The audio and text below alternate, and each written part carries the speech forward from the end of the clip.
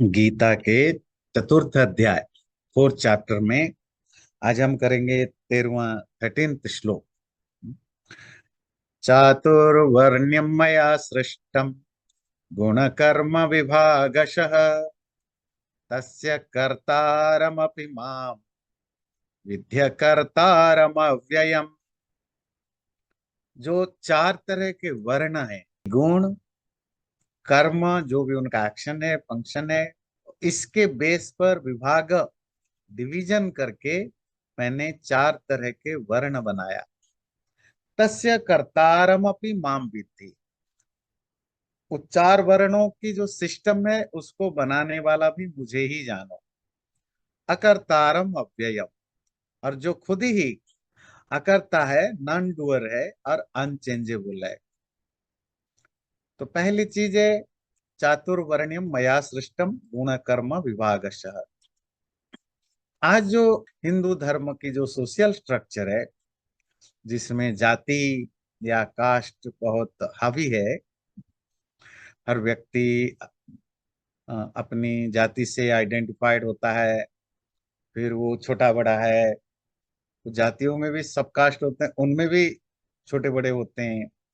जो बड़े हैं, सपोज जैसे ब्राह्मण है, तो ब्राह्मणों में भी पचासों कैटेगरी है। ये छोटा ब्राह्मण, ये बड़ा ब्राह्मण, है ना। तो जैसे यूपी में होता है सरजुपार ब्राह्मण, सर, है ना। तो सरजुपार तिवारी ब्राह्मण, मतलब उसमें भी बड़े सारे डिफरेंसेस आ जाते हैं कि हम उच्च कोटि के, नीच कोटि के। सोसाइटी में जो एलिट लोग हैं, जो पावरफुल लोग हैं, उनके द्वारा बनाया जाता है ऊंचा नीचा वगैरह। सोसाइटी में जो एक नेचुरली डिवीजन होता है, जिसको हम वर्ण व्यवस्था या वर्ण सिस्टम कहते हैं, उसका जब सोसाइटी कोलैप्स करता है, या सोसाइटी में जो अनगाइडेड सोसाइटी रन करता है, मतलब बिना किसी गाइडेंस में जब समाज चलता है, तो उससे जो डिग्रेडेशन होता है, तो ये जाति व्यवस्था में कन्वर्ट होता है। जो आज की जाति है, जो भी आपकी हमारी जाति है, वो उस वर्ण व्यवस्था का एक विकृत रूप है। विकृत मतलब डिसफिगर एंड अगली फॉर्म। जिसको आप जाति मानते हैं, उसकी बेसिक कंपोनेंट क्या होते हैं? एक ही होता है कि मैं किस फैमिली में पैदा हुआ। मैं ब्राह्मण परिवार में पैदा हुआ, ब्राह्मण। मैं तिवारी फैमिली में पैदा हुआ, तिवारी। चौबे फैमिली में पैदा हुआ, चौबे। गुप्ता फैमिली में गुप्ता। पासी फैमिली में पासी, बस यही है। फिर उसके साथ एक वोकेशन भी जुड़ा होता है। That is the plus point. पर एक अच्छी बात रही, उस जाति के साथ एक वोकेशन जुड़ गया, और वो काम सिर्फ वही करेगा, जिसके कारण उनकी जॉब सिक्योरिटी तो पक्की थी। नहीं कि आजकल की तरह ऐसा तो नहीं कि हजार तरह के जॉब अवेलेबल हैं। और जैसे कुम्हार है, तो घड़ा बनाने का काम उसका है। उसको लोहा चाहिए तो वो लोहार के पास जाए। उसको तेल चाहिए, वो तेली के पास जाए। उसको स्मशान में बॉडी जलाना है, वो चंडाल के पास जाए। तो हर एक का काम निश्चित हो गया, सोर्स ऑफ इनकम भी फिक्स हो गया। वो ठीक है। पर जो रॉन्ग साइड है वो क्या है, कि मैं चंडाल के घर में पैदा हुआ, तो मेरी जो कौलिक वृत्ति, जो फैमिली प्रोफेशन है, वो है कि मुझे डेड बॉडी जलाना है। पर मुझे उसमें इंटरेस्ट नहीं है। मैं पढ़ना लिखना चाहता हूँ, मैं ब्राह्मण होना चाहता हूँ, या मैं पहलवान, मैं क्षत्रिय होना चाहता हूँ, मैं लड़ना चाहता हूँ, या मैं बिजनेस करना चाहता हूँ। वो ऑप्शन नहीं मिला। बात समझ में आई? मतलब नहीं मिला क्या, आज भी नहीं है। चलो गवर्नमेंट अभी इतने दिनों से इंडिपेंडेंट इंडिया के बहुत सारे कोशिश होने के बावजूद भी टाइम लगेगा जो भी चेंज हो।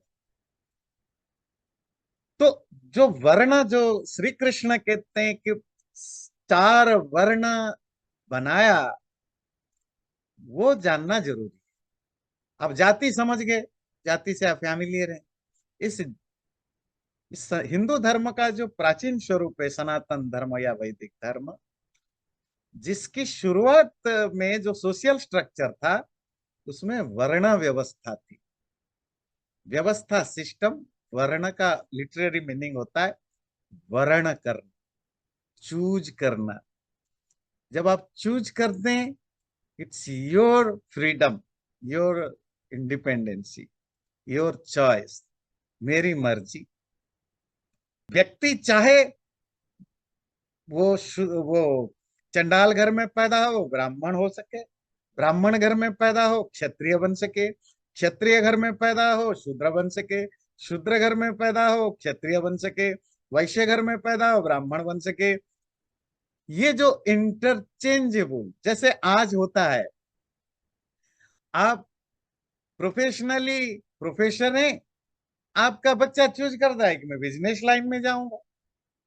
आप आपका आपका दादाजी बिजनेस करते थे और आपके पापा ने चुना कि मैं लॉयर बनूं, और आपने चुना कि मैं पॉलिटिक्स में मैं राज करूं, और आपका बच्चा चुनता है कि मैं सोल्जर बनूं। जरूरी नहीं कि आप ऐसा करते हैं, पर आपके पास ऑप्शन है। वो तो आर्मी वाले का बच्चे आर्मी भी बनते हैं, डॉक्टरों के बच्चे डॉक्टर बनते हैं, पॉलिटिशियन के बच्चे पॉलिटिशियन बनते हैं, बहुत सारे बनते हैं।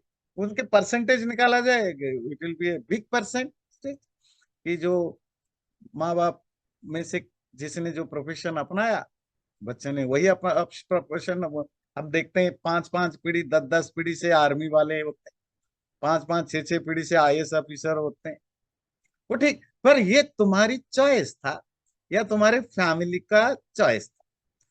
सोशली तुम्हारे ऊपर कोई प्रेशर नहीं है कि तुम डॉक्टर का बच्चा होकर के how dare you to join the politics, कोई नहीं है।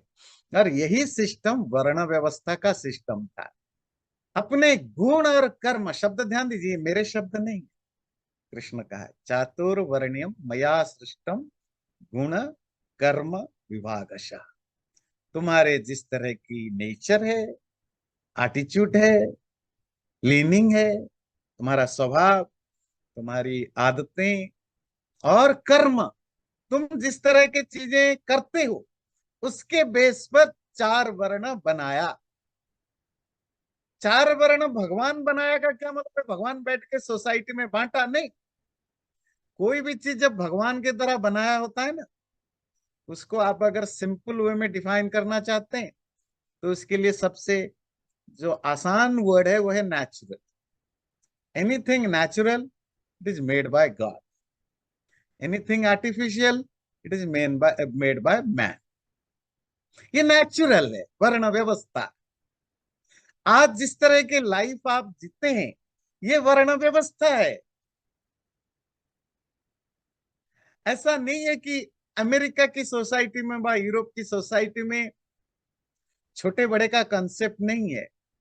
किसी भी सोसाइटी में नेचुरली 4 बेसिक डिवीजन सोसाइटी में हो ही जाता है। क्या? ज्ञान प्रधान, नॉलेज बेस्ड जो भी आपकी प्रोफेशन है या लाइफ है।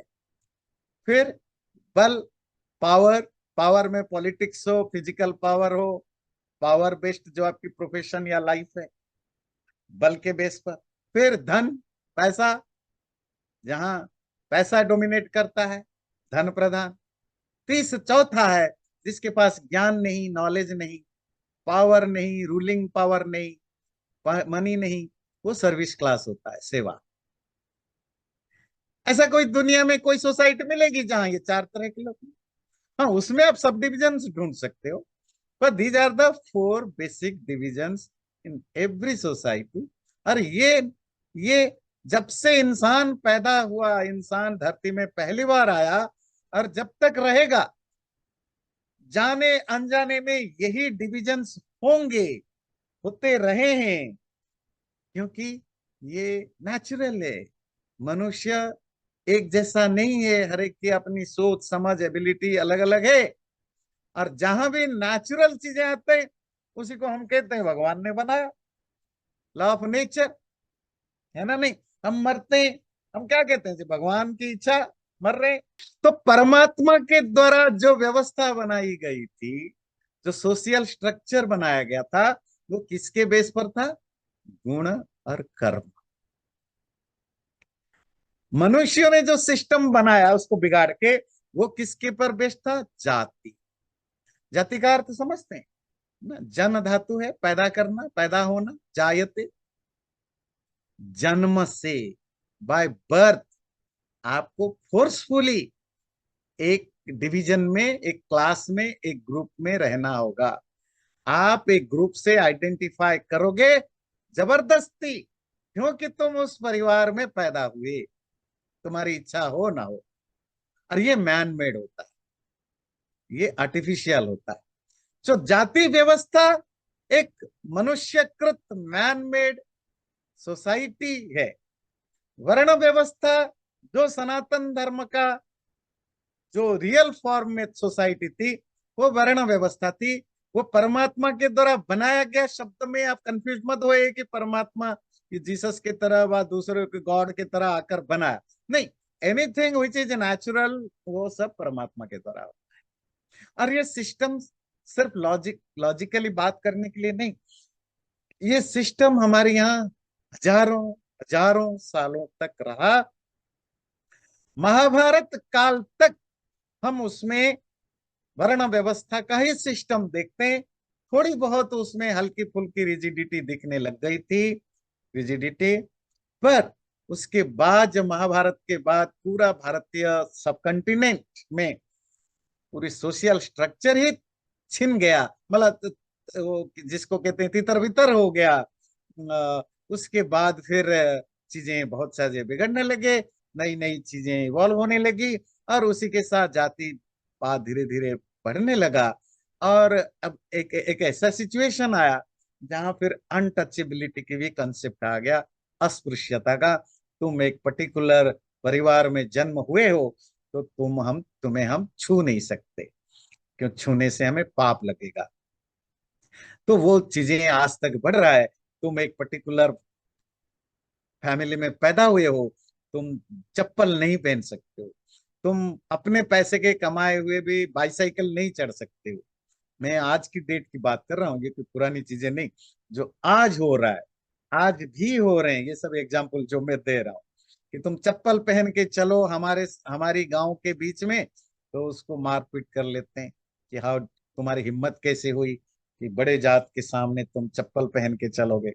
तुम साइकिल ऊंची कैसे जा सकते हो? साइकिल में या मोटरसाइकिल में, कार में, सवाल ही नहीं उठता। तो हमारे बगल में नहीं बैठ सकते हो। तो जो आज भी बहुत कुछ चलता है, ऐसा नहीं कि पूरी तरह हम बदल गए हैं। तो ये वर्ण व्यवस्था और जाति व्यवस्था में एक बेसिक डिफरेंस है।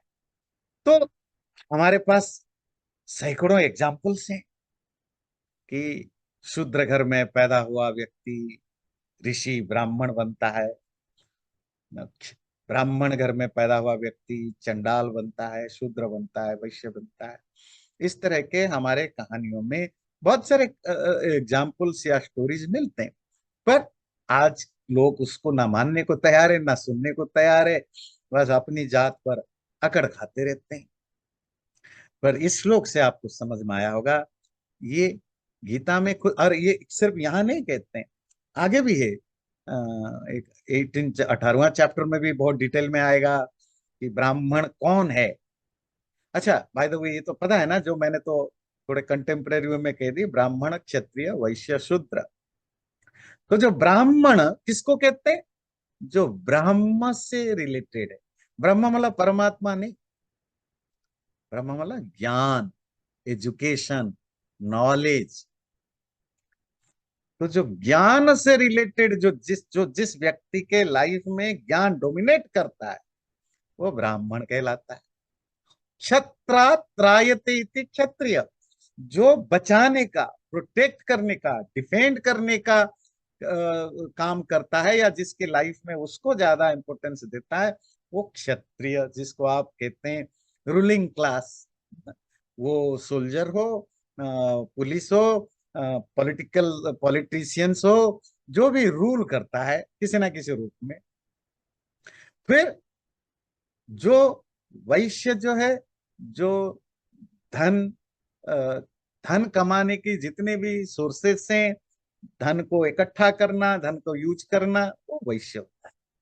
और शूद्र सेवा के कार्य से, जो ब्राह्मण नहीं हो पाया, क्षत्रिय नहीं हो पाया, वैश्य नहीं हो पाया, वो शूद्र बनेगा। जैसे कि वो अत्रि स्मृति में एक श्लोक आता है, जन्मना जायते शूद्रः संस्कारात् द्विज उच्यते, वेद पाठात् भवेद विप्र, ब्रह्म जानाति इति ब्राह्मण। है ना? माँ के पेट से पैदा होने वाला हर बच्चा शूद्र ही होता है, मतलब इग्नोरेंट होता है, इल्यूजन में रहता है, क्लीन नहीं रहता। जब उसके संस्कार होते हैं, जब उसका प्यूरिफिकेशन होता है, वो प्यूरिफिकेशन कैसे भी हो, आप एक्सटर्नली साफ रख के, नहा धो करके साफ रख के, या इंटरनली ज्ञान, नॉलेज, एजुकेशन के द्वारा अपने आप को प्यूरिफाई करते हैं, तो द्विजउच्यते, वो दो जन्म वाला कहलाता है। द्विज, जिसके दो बार जन्म होता है। क्योंकि जो पढ़ लिख गया वो ब्राह्मण क्षत्रिय वैश्य में आ गया, जो नहीं पढ़ा वो अभी भी उस सर्विंग क्लास में रहा, जो सेवा करने वाला, घास काटना, ये करना, मजदूरी करना, ये सब काम में रहा। और शूद्रों में भी आगे जाकर, शूद्रों में भी स्किल तो होता था, कारपेंटर है ना? तो जो इस तरह के चीजें जो होते हैं, वो शूद्र, क्योंकि उसके लिए आपको बहुत एजुकेशन की जरूरत नहीं, आपको क्या जरूरत है, स्किल की। The skill is was part of शूद्र, नॉलेज वाज पार्ट ऑफ द्विज, नट ब्राह्मण, द्विज। द्विज ध्यान है, ब्राह्मण कौन है वो बाद में बताएंगे, अभी द्विज समझिए, जिसका दो बार जन्म हुआ। माँ के पेट से जन्म होने वाला शूद्र, गुरु के पेट से द्विज कौन कहलाता है, दोबारा जन्म, जो गुरु के पेट से पैदा होता है। अभी गुरु का पेट क्या होता है, एजुकेशनल इंस्टीट्यूशन से जब आप बाहर पढ़ लिख के बाहर निकल, जिसको प्राचीन काल में गुरुकुल कहते थे, आजकल आप एजुकेशनल इंस्टीट्यूशंस कहेंगे, तो उसको कहते हैं द्विज। और द्विज में तीन वर्ग आगे, पर शूद्र में स्किल होता था, सर्विस क्लास होती थी। आपको पता है, जो जो हमारे संस्कृत में ये जो शिल्प शास्त्र हैं, शिल्प शास्त्र मतलब रिलेटेड टू स्कल्पचरिंग या घर बनाना, जिसके लिए आज की भाषा में आप कहें इंजीनियरिंग डिपार्टमेंट जो है, ये इंजीनियर्स को अगर आप डॉक्टर्स हैं, इंजीनियर्स हैं, इनको अगर आप जात कहीं फिट करोगे ना वर्णों में, पता है ये किस वर्णों में आते हैं, शूद्र वर्णों। All the engineers are Shudras.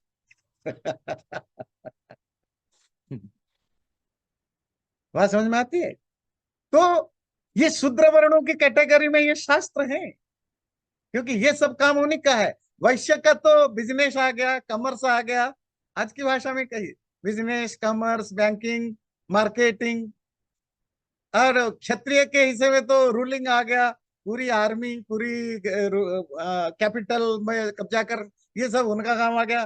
ब्राह्मण पूरे university, school, college, religion, spirituality, ये डिपार्टमेंट जहाँ ज्ञान की जरूरत है। बाकी जो सर्विस क्लास है, ध्यान रखिए, आईआईटी में पढ़ाने वाला जो प्रोफेसर है वो ब्राह्मण है कहलाएगा, पर उस आईआईटी से पास हुआ डिग्री लेने वाला व्यक्ति, वो यूएसए में हो, इंडिया में हो, जब इंजीनियरिंग का काम करता है, वो शूद्र है। पर दोनों सेम चीजें हैं, पर वो पढ़ने पढ़ाने ज्ञान से रिलेटेड है प्रोफेसर, इसीलिए वो शर्मा कहलाएगा। और जो उसी ज्ञान को लेकर के स्किल डेवलप करके यूज करता है, वो दास कहलाएगा, क्योंकि उसको किसी के नीचे काम करना है। दास समझते हैं, शूद्र की सरनेम में दास होता है, ब्राह्मण शर्मा, क्षत्रिय वर्मा, और वैश्य गुप्त, ये चार सरनेम होते थे। वो भी बाद में डेवलप हुए। वैसे बड़ा इंटरेस्टिंग, देखिए, आपने कभी ऐसा लिटरेचर पढ़ा है, अपने पुराने लिटरेचर? आप कहेंगे जी, युधिष्ठिर सिंह ने अर्जुन राजपूत से बात की, और तभी श्री कृष्ण यादव आए और विदुर श्रीवास्तव से बात की। है ना? रावण शर्मा ने सीता सिंह को उठा लिया। रावण चतुर्वेदी, शर्मा नहीं है, वो तो चतुर्वेदी थे। रावण चतुर्वेदी ने सीता सिंह को उठा लिया। कभी ऐसा पढ़ा है? तो ये जो सरनेम से, ये बाद में डेवलप हुए जातियों के साथ, फिर हमने सरनेम भी जोड़ना शुरू किया। हाँ, जो थोड़ी बहुत इनिशियल स्टेज पर जब वर्ण से जाति के ओर कन्वर्ट हो रहे थे, तो इनिशियल स्टेज पर चार ही सरनेम मिलते हैं धर्मशास्त्रों में: शर्मा, वर्मा, गुप्त, दास। तो उसके लिए वो डेफिनेशन देते हैं कि शर्मा क्यों? शर्म मतलब शांति। तो ब्राह्मण का काम है शांति स्थापन करना, ज्ञान का, नॉलेज, ये सबसे शांति। इसीलिए शर्म से रिलेटेड होने से शर्मा। क्षत्रिय का काम है प्रोटेक्ट करना, डिफेंड करना, आर्मर की तरह। ये जैसे वो पहनते हैं ना कवच, आर्मर, इसे वर्म का लिटरेरी मीनिंग होता है आर्मर, जो जो आपको बचाता है। तो यह सोसाइटी की वर्म है, कवच है। और गुप्ति का मतलब, गुप्त का अर्थ होता है रक्षण, सोसाइटी को सोशियली बचाना। एक तो होता है एक्सटर्नली क्षत्रिय बचाएगा, इंटरनली इकोनॉमी। ये इकोनॉमी जो है चलता किससे है? मार्केट, बिजनेस, बैंकिंग, कैटलिंग, एग्रीकल्चर, फूड प्रोसेसिंग, ये जो भी चीजें, ये वैश्य है, इसे गुप्त। और दास, सेवक, जो सेवा, सर्विस जिसको आप कहते हैं, सर्विस सेक्टर में। तो ये नाम तभी बने। पर ध्यान रखिए, वर्ण व्यवस्था एक प्योरली यूनिवर्सल, नेचुरल है, जिसको हमारे वेदों से लेकर के अलग अलग शास्त्रों में बताया गया। जाति आपको किसी भी लिटरेचर में, पुराने लिटरेचर में कहीं नहीं मिलेगा जाति वाली कंसेप्ट, है ना, कि ये कायस्थ है, ये भूमिहार है, ये ब्राह्मण है, ब्राह्मणों में भी ये अमुक ब्राह्मण है, ऐसा कहीं कोई नहीं मिलेगा। और जन्म के आधार पर तो सवाल नहीं। और कुछ लोगों ने कैसे मैनिपुलेट किया, इवन जो महाभारत की कथाएं आजकल पिछले 50-100 साल से जिस तरह की स्टोरी जानबूझ के तोड़ मरोड़ करके बताया जाता है, जो कि महाभारत में कहीं नहीं है, कि कर्ण सूत पुत्र था इसीलिए उसको द्रोणों ने नहीं पढ़ाया, राजा वो उसको अर्जुन के साथ लड़ाई करने। पर अगर आप महाभारत पढ़ते हैं, कर्ण पांडवों के साथ, कौरवों के साथ द्रोण के गुरुकुल में ही पढ़ता था। कर्ण बचपन से ही बहुत इगोइस्टिक, घमंडी था। वो द्रोण को वहां भी पढ़ने के बावजूद भी वो उनको गुरु नहीं मानता था। या महाभारत पढ़ के देखेंगे, वो द्रोण को बार बार ये उनको वो फोर्स करता था कि आप मुझे ब्रह्मास्त्र वाला ज्ञान दीजिए। द्रोण कहते थे ऐसे नहीं देते हैं, जो आगे, जैसे जैसे आगे आपकी डेवलपमेंट होगा, ब्रह्मास्त्र समझ लीजिए पीएचडी डिग्री है, डिलीट डिग्री है, तो वो तो डिपेंड करता है कि आपकी क्या एबिलिटी है, क्वालिफिकेशन है, उसके बेस पर होगा। तो वो गुस्से में छोड़ के चला गया और परशुराम का शिष्य बना, और वहां जाकर के सीखा। जो स्टोरी सुनाते हैं, जब वो पांडवों का प्रदर्शन होना था, गुरुकुल के बाद ग्रेजुएशन होता है ना, तो ग्रेजुएशन के बाद उनको अपना एग्जिबिट करना था, अपने ज्ञान का और युद्ध कौशल का, क्योंकि क्षत्रिय हैं तो उनको अपने जो भी युद्ध का जो टेक्निक है वो दिखाना है। तो एक स्टेडियम में जो उनका हुआ, तो वो था पांडवों और कौरवों का प्रदर्शन था, और जो भी द्रोण के शिष्य थे उनका प्रदर्शन था। पर कर्ण बीच में आ गया, जी मैं भी करूंगा। भाई तुम तो इनवाइटेड नहीं हो, तुम द्रोण के शिष्यों में नहीं आते हो, तो तुम्हें हम कैसे अलाउ करते? तो शोर मचाया। फिर वो दुर्योधन का फ्रेंड था, दुर्योधन ने कहा कोई बात नहीं, वो हमारे बिहाफ खेलेगा, जो भी है, दैट्स ए डिफरेंट स्टोरी। तो महाभारत में आपको ऐसा कभी नहीं मिलेगा कि किसी जात के कारण कहीं कोई कोई ऊंच नीच की बात आई है। पर ये एक पिछले 50-100 साल से लेफ्टिस्ट नैरेटिव, फिर हमारे अ, और भी बहुत सारी चीजों के मिलने के साथ इस तरह के नैरेटिव सेटअप होने लगे। तो महाभारत काल तक हम ऑलमोस्ट महाभारत में जब भी थोड़ी बहुत तो हमें दिखता है कि अ, वर्ण और जाति के बीच की स्टेजेस स्टार्ट हो गई थी, पर तब भी 70-80% जो है वर्ण व्यवस्था चल रही थी। थोड़ी बहुत कहीं डिग्रेडेशन दिखा था। ये देखिए सबसे बड़ा एग्जाम्पल है, देखिए व्यास किसका बेटा? व्यास सत्यवती मछुआरिन है ना, मछुआरिन, और उसका पति, ने पति तो नहीं, जिनके साथ उनका संबंध था पराशर ऋषि, तो उन दोनों से व्यास पैदा हुआ। और वही सत्यवती आगे जाकर के ब्राह्मण बना, ध्यान दीजिए। फिर सत्यवती शांतनु से शादी करती है, फिर वहां से फिर वो चित्रवीर्य विचित्र वीर्य वगैरह पैदा होते हैं। बात समझ में आती है? तो ऐसे अभी टाइम नहीं है कि मैं आज पूरे वर्ण व्यवस्था पर आपको बताऊं। पचासों एग्जाम्पल्स हैं देने के लिए।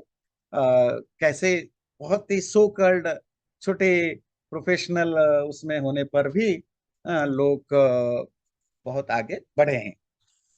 चैनल को सब्सक्राइब जरूर करें और वीडियो अच्छा लगे लाइक भी जरूर करें।